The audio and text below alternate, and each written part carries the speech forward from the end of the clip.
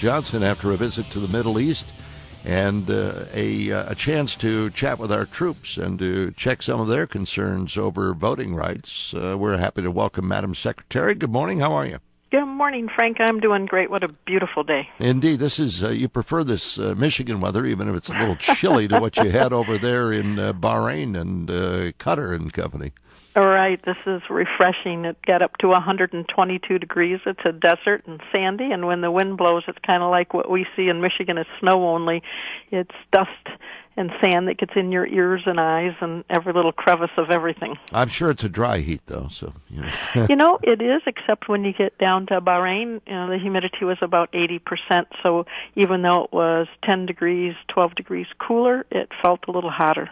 Now, the issue of military balloting for November has popped up in a number of states, most recently in Ohio, where they've made it more difficult for the military to register early and get that vote.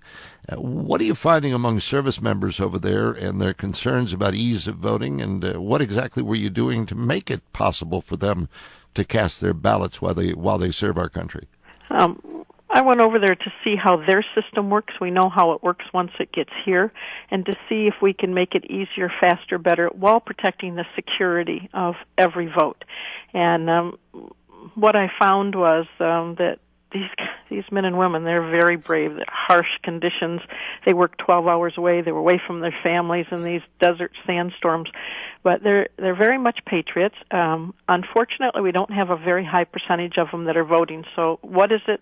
Where is the glitch, I guess, is the question. And we talked about some of the things that we've done. I took over 40-some pounds of playing cards, and on it we put a big sticker for them to visit our www.michigan.vote/vote to make sure that they're registered, to find their local clerk to request an absentee ballot online, which is new in Michigan, and to see a sample ballot.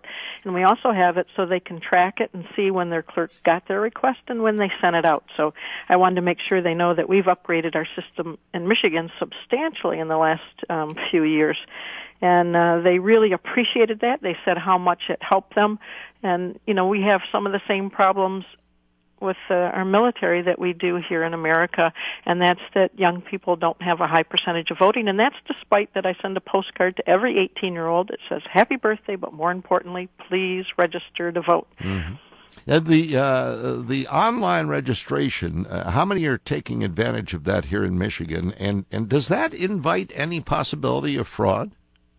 Well, you can online register when you're in the military and overseas, but right now we don't have online registration in Michigan until we can make sure that we have all the wrinkles ironed out, and as soon as we can make sure it's secure, then I would be very supportive. And we are working on it. We do have a contract. So we don't have that. I thought we had that right now for the military, though we don't. For the military, we do. For citizens, we do not. Yeah. Are you concerned, though, about the possibility of fraud?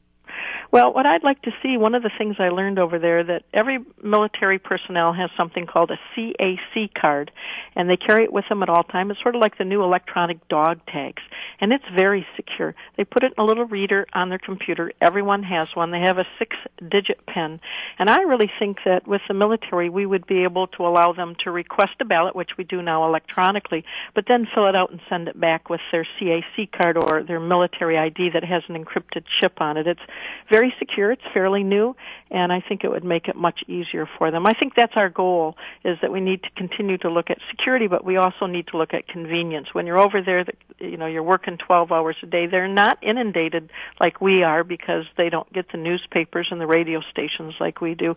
So I think, for them, they told me it's not the fevered pitch that we get here.